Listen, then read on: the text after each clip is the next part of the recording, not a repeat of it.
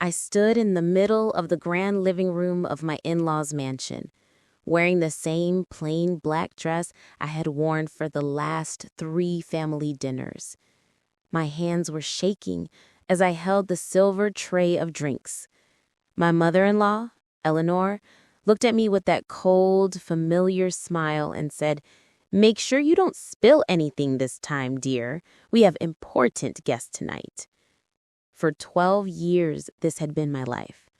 12 years of being treated like a servant in the house I was supposed to call home. 12 years of humiliation, control, and silent torture from the people who were supposed to love me as their daughter-in-law. They never expected that the quiet, broken woman they had crushed every day had a secret identity that would one day destroy their entire world. If you have ever been tortured by the family you married into and felt completely powerless, drop a comment right now and tell me where you're watching from. I read every single one. My name is Ava Bennett, and this is the story of how my in-laws tortured me for 12 long years, and how the moment they discovered my real identity, everything they had built came crashing down. I grew up in a small town in Michigan, in a modest house with a single mother who worked 2 jobs just to keep the lights on. When I met Ryan Caldwell at 22, he seemed like a dream. He was handsome, charming, and came from one of the wealthiest families in Chicago. His parents, Eleanor and Victor Caldwell, owned a massive real estate empire. They lived in a mansion that looked like it belonged in a magazine. Ryan told me his parents were strict but loving. He said they would welcome me with open arms. I believed him. I was young, in love, and desperate to believe that someone like him could really want someone like me. We got married 6 months later in a lavish ceremony at their country club. I wore the designer dress Eleanor chose for me. I smiled in all the photos while she whispered corrections in my ear about how to stand, how to speak, and how to behave like a Caldwell woman.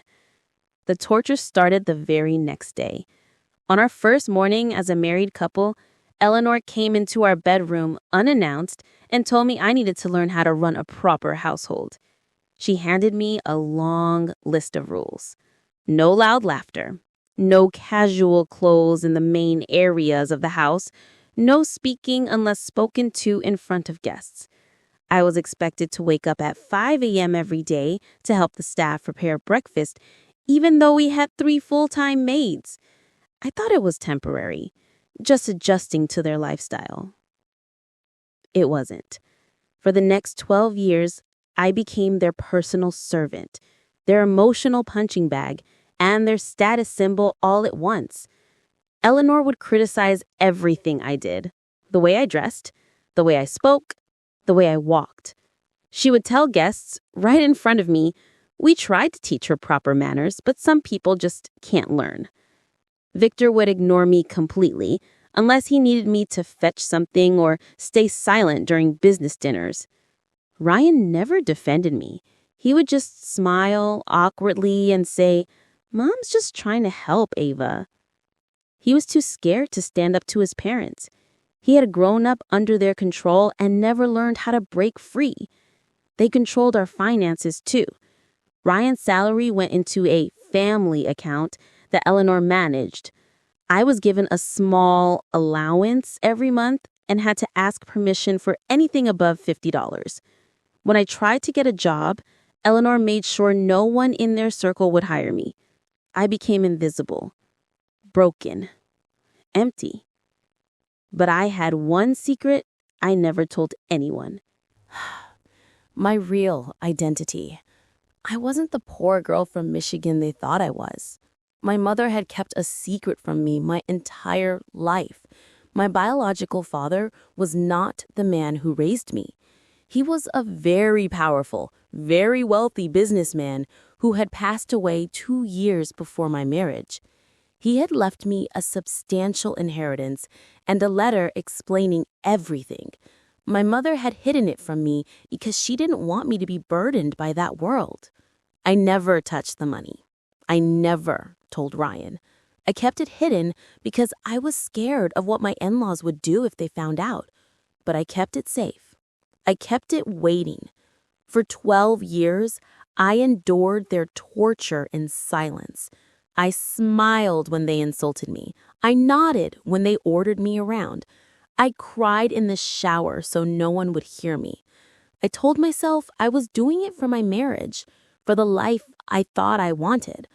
Then, one cold December evening, everything changed. Eleanor had thrown one of her famous holiday parties. Over 100 guests were in the house. I was in the kitchen helping the caterers when I overheard Eleanor talking to her closest friends. "She's still so plain," Eleanor said with a laugh. "I don't know what Ryan sees in her. We tried to polish her, but some stones just stay rough." The women laughed with her. I stood behind the door, holding a tray of champagne glasses, and felt something inside me finally snap.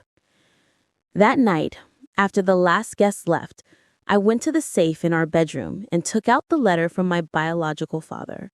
I read it again for the first time in years. Then I made a decision.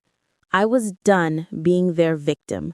I was done hiding who I really was.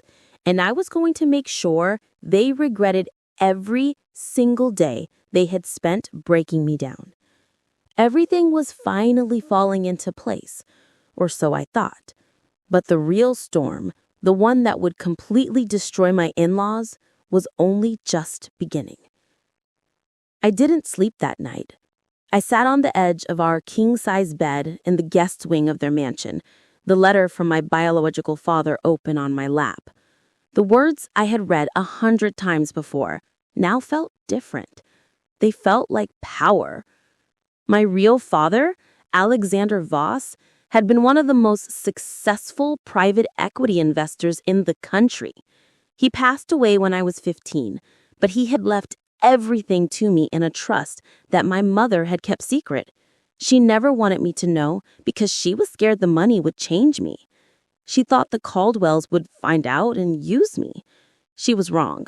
The Caldwells had already been using me for 12 years. The next morning, while Eleanor was still sleeping off the champagne from her perfect party, I made the first move I had made in 12 years without asking for permission.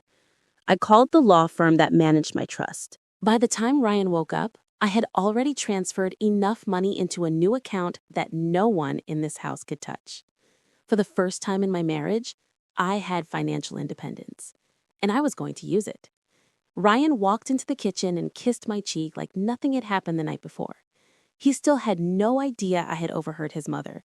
He still had no idea I was done playing the role of the quiet, obedient daughter-in-law. "Morning, babe," he said, pouring himself coffee. "Mom wants us at brunch at 11. She's inviting the Harringtons." I looked at him and felt nothing but calm. "I'm not going," I said. Ryan paused, the coffee mug halfway to his lips. "What do you mean you're not going?" "I mean, I'm not going to brunch. I'm not going to stand there and smile while your mother insults me in front of her friends. I'm done, Ryan." He laughed nervously like I was joking. "Ava, come on, it's just brunch. You know how Mom is." I looked him straight in the eyes. "I know exactly how your mother is, and I know exactly how you are. You've watched her treat me like dirt for 12 years, and you've never once stood up for me. That ends today." Ryan's face changed. The easy smile disappeared. "You're being dramatic," he said. "This is my family. You married into it." "No," I replied quietly. "I married you, not them. And I'm not going to let them break me anymore." He opened his mouth to argue, but I walked out of the kitchen before he could say another word. That afternoon, I did something I had never done before. I went shopping. Not with Eleanor's credit card, not with the small allowance they gave me. With my own money. I bought clothes that made me feel like the woman I actually was, not the plain, quiet shadow they had forced me to become. I got my hair done in a sleek style Eleanor had always forbidden because it was too attention-seeking. When I came home that evening, Eleanor was waiting for me in the foyer like a queen on her throne. "Where have you been?" she demanded. "We had brunch plans. You embarrassed me in front of the Harringtons." I looked at her and smiled for the first time in years. "I was busy," I said simply. She narrowed her eyes. "Busy doing what?" "Living," I replied. "Something you've made sure I couldn't do for the last 12 years. Eleanor's face hardened. She took a step closer. "You will not speak to me like that in my own house," she hissed. I didn't flinch. "This isn't your house anymore," I said calmly. "Not to me, and I will speak to you however I want from now on." Victor walked in at that moment, sensing the tension. He looked at me like a stranger. "What is going on here?" he asked. I turned to both of them. "I'm done," I said. "Done being your maid, done being your emotional punching bag, done pretending I'm less than I am. From today, things are going to be different." Eleanor laughed coldly. "And what exactly do you think you're going to do, Ava? You have nothing. You are nothing without us." I smiled again. "That's where you're wrong." I turned and walked upstairs to the bedroom I shared with Ryan. I packed a suitcase with the new clothes I had bought and the few things that actually belonged to me. Ryan followed me into the room, panic in his eyes. "Ava, what are you doing? You can't just leave." I zipped the suitcase and looked at him. "I'm not leaving you, Ryan. I'm leaving the version of me that let your parents destroy me for 12 years. If you want to be with the real me, you're welcome to come. But if you want to keep being their son first and my husband second, then we have a problem." He didn't answer. I picked up the suitcase and walked out. I checked into a beautiful hotel downtown with my own money. For the first time in 12 years, I slept without feeling like I had to earn the right to breathe. The next morning, my phone rang. It was Eleanor. I answered. "You think you can just walk out?" she said, her voice shaking with rage. "You have no idea who you're dealing with. I will destroy you." I smiled, even though she couldn't see me. "No, Eleanor," I said softly. "You have no idea who you've been dealing with for the last 12 years. I hung up. Everything was finally falling into place. Or so I thought. But the real war, the one that would expose every dirty secret my in-laws had been hiding, was only hours away. The hotel room was quiet except for the sound of my own breathing. I sat on the edge of the king-size bed, staring at the suitcase I had packed in anger just a few hours earlier. For the first time in 12 years, I was completely alone. No Eleanor watching my every move, no Victor ignoring me like I was furniture, no Ryan making excuses for his parents. I felt free and terrified. I opened my laptop and logged into the secure account I had never touched since my mother gave me the documents after my biological father's death. Alexander Voss had left me everything: a trust fund worth millions, properties, investments, and a letter that basically said, "When you're ready, this is yours. Don't let anyone take it from you." I had kept it hidden for 12 years because I was scared that if the Caldwells found out, they would find a way to take it from me too. But tonight, I was done being scared. I called the law firm in New York that managed the trust. The lawyer who answered sounded surprised to hear from me after so many years of silence. "Ms. Bennett," he said, or should I say Miss Voss, "how can I help you?" I told him I wanted full access to everything.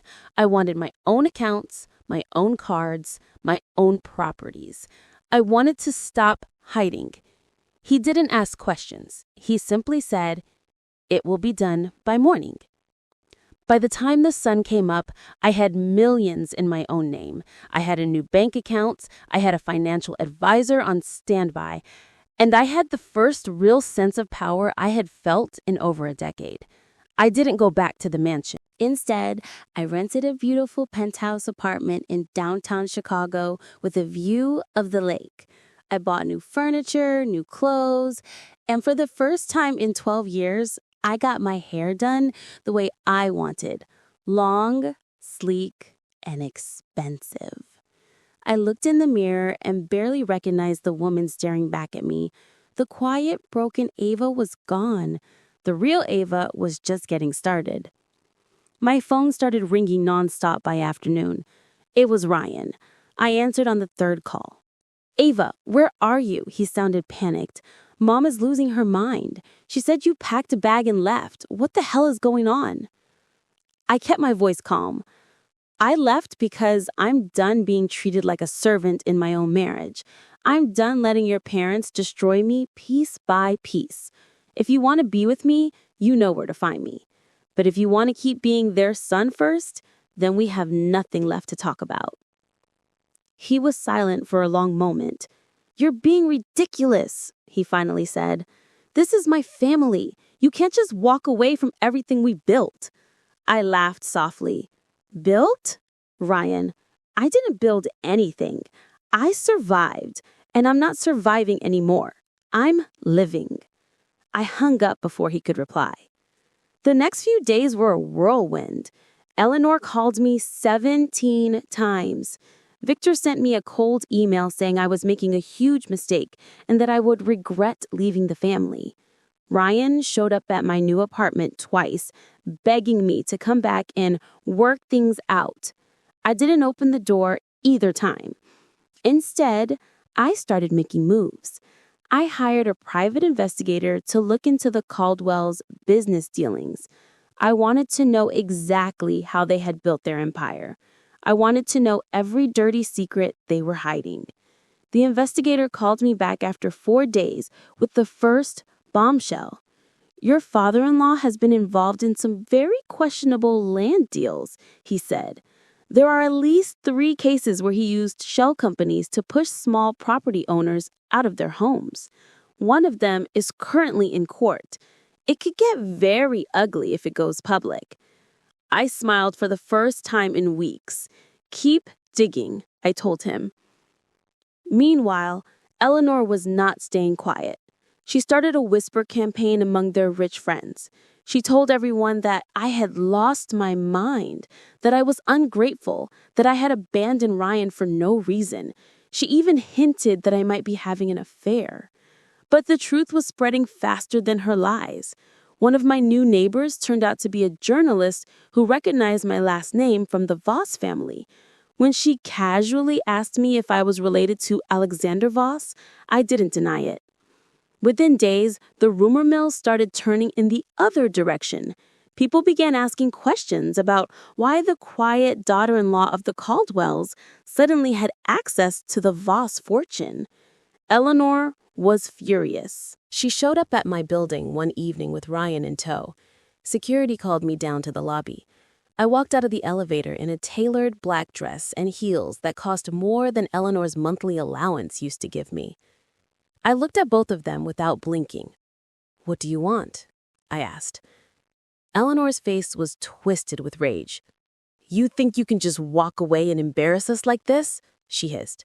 "You were nothing when you married my son. We gave you everything, and now you're throwing it back in our faces?" I smiled calmly. "You gave me nothing, Eleanor. You took everything from me. My dignity, my confidence, my freedom. I'm simply taking it back." Ryan looked at me like he didn't recognize me. "Ava, please," he said. "Come home. We can fix this." I looked at the man I had once loved and felt nothing but pity. "There's nothing left to fix, Ryan," I said. "You made your choice every time you stayed silent while your parents broke me. Now I'm making mine." I turned to walk away. Eleanor's voice stopped me. "You'll regret this," she said coldly. "We know people. We can make your life very difficult." I turned back and looked her straight in the eyes. "You already did that for 12 years. Now it's my turn." I walked back into the elevator without looking back. The war had officially begun. The next morning, my phone wouldn't stop ringing. Eleanor had called 23 times before 9 a.m.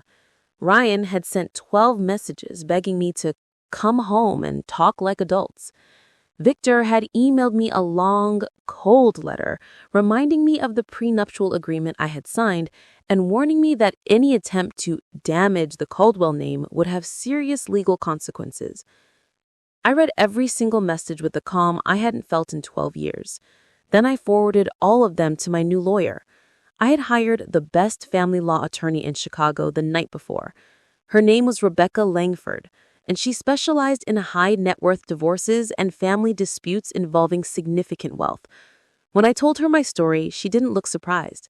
She simply said, "We're going to make this very expensive for them."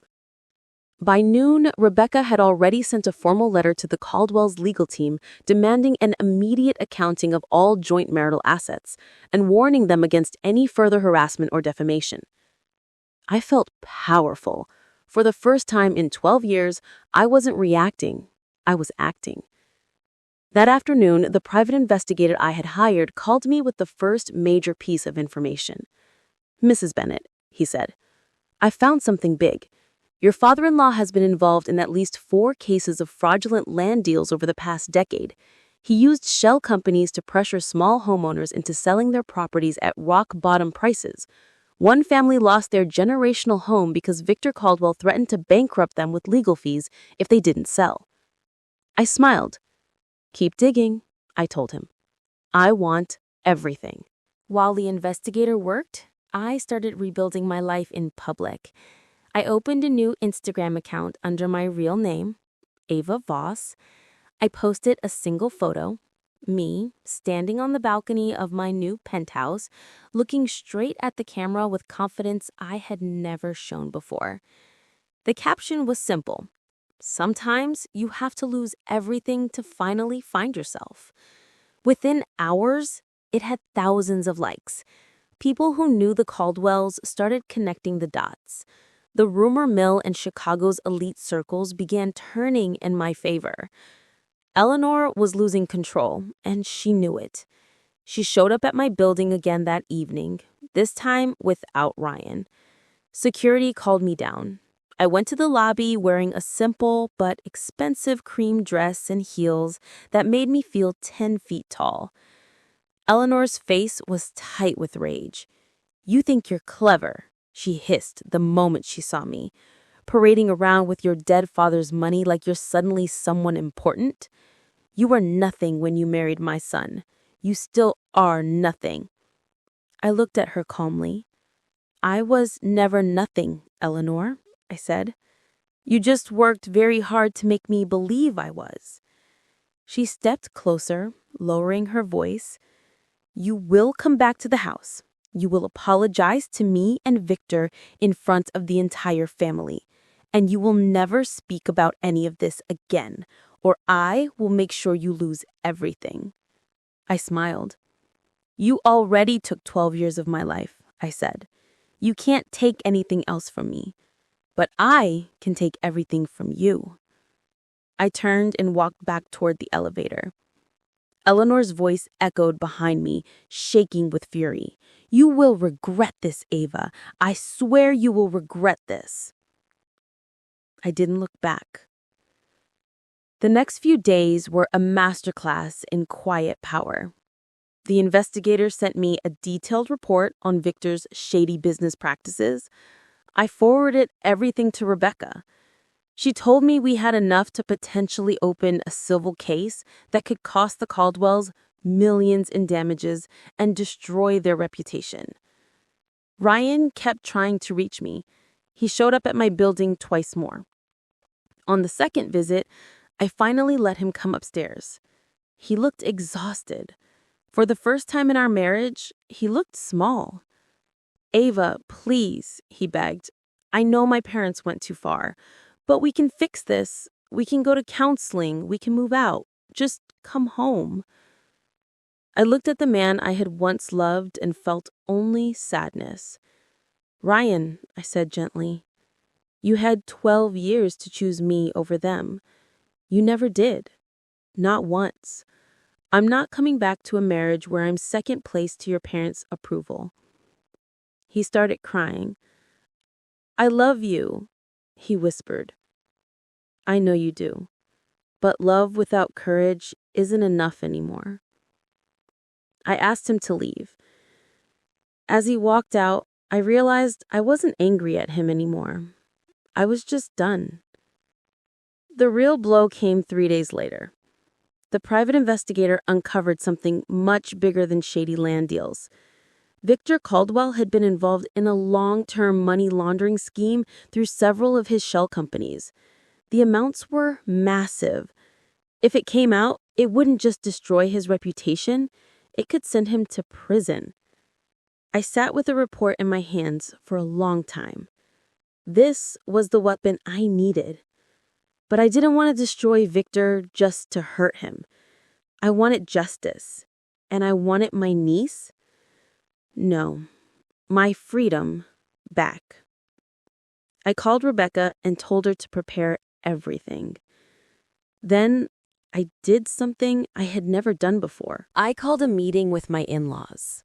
I invited them to a neutral location, a private conference room at a luxury hotel downtown. I told them it was non-negotiable. They arrived together, looking like they were going into battle.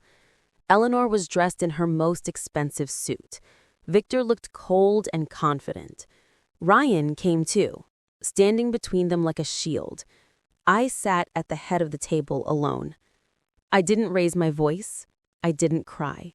I simply slid the thick folder across the table.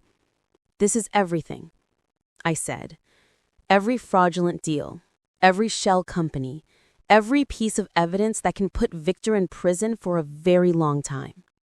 Eleanor's face went white. Victor's jaw clenched. Ryan looked like he was going to be sick. I leaned forward. I don't want to destroy you, I said. I want you to leave me alone. I want a divorce from Ryan with no financial claims from either side. I want you to never speak my name again. And I want you to never, ever try to control another person the way you tried to control me. Victor stared at the folder like it was a bomb. Eleanor whispered, You wouldn't dare. I smiled. Try me. The room was completely silent. For the first time in 12 years, the Caldwells had nothing to say. Everything was finally falling into place. Or so I thought. But the biggest shock of all was still coming. The conference room went completely silent after I said those 2 words. Try me. Eleanor's perfectly Botoxed face twisted with pure rage. Victor's jaw clenched so tight, I could see the vein in his neck pulsing. Ryan looked like he wanted the floor to swallow him whole. I didn't raise my voice. I didn't need to. For the first time in 12 years, I was the one holding all the cards, and they knew it. Victor finally spoke, his voice low and dangerous. You're bluffing, he said. You don't have the guts to go public with any of this. You're still the same scared little girl who married into this family with nothing. I smiled slowly and slid the folder closer to him. Open it, I said. He didn't move. Eleanor snatched the folder instead and started flipping through the pages. With every page she turned, her face grew paler. When she reached the last document, the one showing the money laundering connections through the shell companies, her hands started trembling. You're lying. This can't be real. It's real, I said calmly. And there's a lot more where that came from. My team has been working on this for weeks. Everything is documented, dated, and ready to be handed over to the authorities if I decide to press the issue. Ryan finally found his voice. Ava, please, he begged. This isn't you. You're not this kind of person. I looked at the man I had once loved and felt only pity. This is exactly who I am now, Ryan, I said. The person your parents tried to kill for 12 years. The person who finally woke up. Eleanor slammed the folder shut. You think this scares us? We have lawyers. We have connections. We will bury you before you even get the chance to speak." I leaned back in my chair and crossed my legs. "Go ahead," I said. "Bury me. But remember this. Every time you try to come after me, I will make sure the world sees exactly who the Caldwells really are. The perfect family image you've spent decades building, it will be gone in 24 hours." Victor's eyes narrowed. "What do you want?" he asked coldly. I looked at each of them one by one. "I want a quiet divorce from Ryan with no financial claims from either side. I want you to never speak my name in public again. I want you to stop harassing me, my friends, or anyone connected to me. And most importantly, I want you to stay the hell away from me for the rest of your lives." Eleanor laughed bitterly. "You really think we're going to give you everything you want just because you have a few pieces of paper?" I stood up slowly. "No," I said. "I think you're going to give me everything I want because if you don't, I will make sure every single one of those papers ends up on the desk of the district attorney, the IRS, and every major newspaper in Chicago." I picked up my bag. "You have 48 hours to think about it," I said. "After that, I stop being nice." I walked out of the conference room without looking back. The next 48 hours were the longest of my life. I stayed in my penthouse, working with Rebecca on the divorce papers and preparing the evidence in case I needed to use it. The investigator kept sending me more information. Every new document made the case against Victor stronger. Ryan called me constantly. I didn't answer. On the evening of the second day, my doorbell rang. It was Ryan. He looked like he hadn't slept in days. His hair was red, his eyes messy. "Ava," he said the moment I opened the door, "my parents want to meet with you again. They're ready to talk." I let him in. We sat in the living room. I didn't offer him anything to drink. "They're scared," Ryan said quietly. "I've never seen them like this. Mom hasn't stopped crying. Dad has been on the phone with lawyers nonstop." I didn't say anything. Ryan leaned forward, his voice breaking. "I know I failed you," he said. "I know I should have stood up for you years ago. I was weak. I was scared of losing them. But I'm not scared anymore. I'm choosing you. I'm choosing us." I looked at him for a long time. "It's too late, Ryan," I said gently. "I don't want to be chosen anymore. I want to choose myself." He started crying. "I love you," he whispered. "I know, but love without courage isn't love. It's convenience." He left after that. The next morning, Eleanor and Victor came to my penthouse. They didn't bring lawyers. They didn't bring threats. They came alone. Eleanor looked like she had aged 10 years in 2 days. Victor looked defeated. "We accept your terms," Victor said without preamble. "We will sign the divorce papers. We will not contest anything. We will not speak about you publicly. We will stay away from you." Eleanor couldn't even look at me. I studied both of them for a long moment. "There's one more thing," I said. They both looked at me. "I want a public apology," I said. "Not to me, to every woman who has been silenced by a powerful family. You will issue a statement admitting that you treated me poorly and that you regret your behavior. You will never do this to another daughter-in-law again." Eleanor opened her mouth to argue, but Victor put a hand on her arm. "We'll do it," he said. They left after signing the preliminary papers. I stood on my balcony after they were gone, looking out at the city. For 12 years, I had been their prisoner. Now, I was finally free. But freedom came with a price. I had to let go of the girl who had spent 12 years trying to earn their love, and I had to become the woman who no longer needed it. The papers were signed 3 days later in a quiet lawyer's office downtown. No cameras, no dramatic scenes, just me, my lawyer Rebecca, Ryan, and his parents sitting across a long mahogany table. Eleanor didn't look at me once. Victor stared straight ahead like a man who had finally realized he had lost.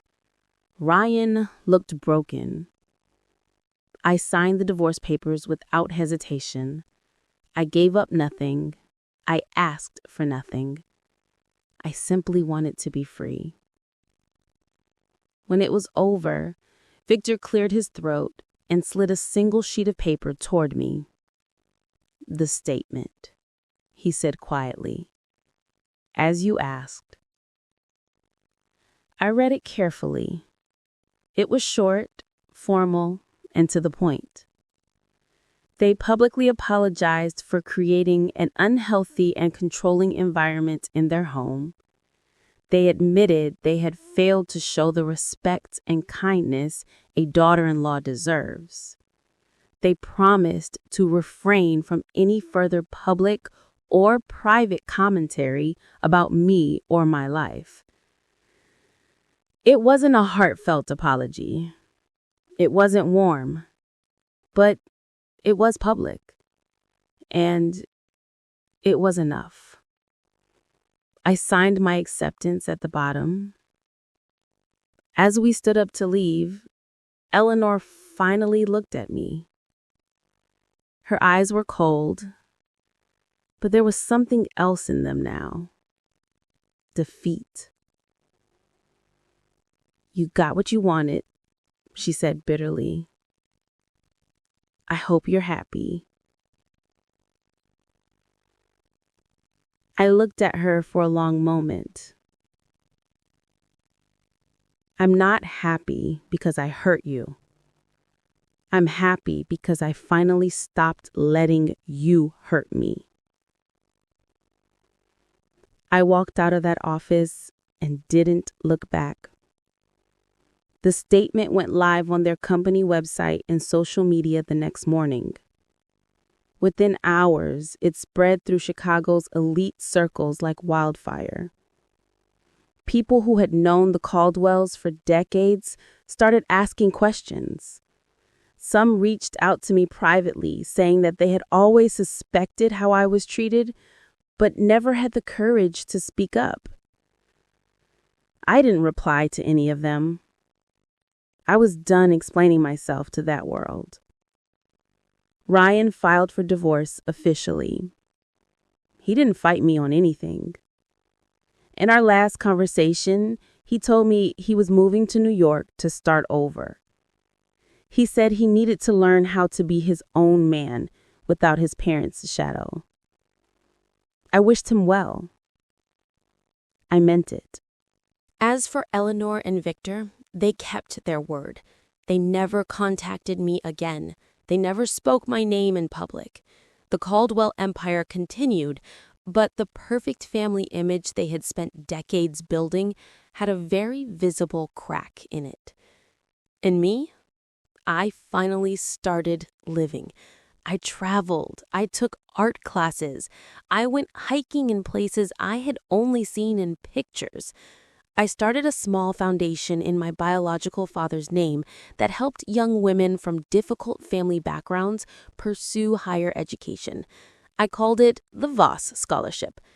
Every time I approved a new application, I felt like I was giving back the chance that had been stolen from me. 1 year after I walked out of that mansion, I stood on the balcony of my penthouse, watching the sunrise over Lake Michigan. My phone buzzed with a notification. It was a message from an unknown number. It was from Eleanor. It was only 3 words. "I'm sorry, Ava." I stared at it for a long time. Then I deleted the message and blocked the number. I didn't need her apology anymore. I had already forgiven myself. If you have ever been let down by family on a day that was supposed to be perfect, drop a comment and also tell me where you're watching from. Drop your city. I read every single one. Looking back at those 12 brutal years, I've come to understand something powerful. Sometimes the people who are supposed to love you are the ones who try the hardest to break you. They do it out of their own fear, their own insecurity, their own need for control. But their brokenness is not your responsibility. You do not owe anyone your silence. You do not owe anyone your suffering. And you do not owe anyone your future. Protect your peace. Protect your voice. Protect your dreams. Even if it means walking away from the people who share your last name. Because the only person who gets to decide who you become is you. I spent 12 years trying to earn love that was never mine to earn. Now, I spend every day loving the woman I finally became. And that is the greatest revenge of all. If you enjoyed this story of family betrayal, toxic in-laws, and quiet but powerful revenge, hit that like button and subscribe to Polite Revenge for more real emotional stories. Drop your city in the comments and tell me, have you ever had to walk away from family to protect your peace? I read every single one. Thank you for being here with me.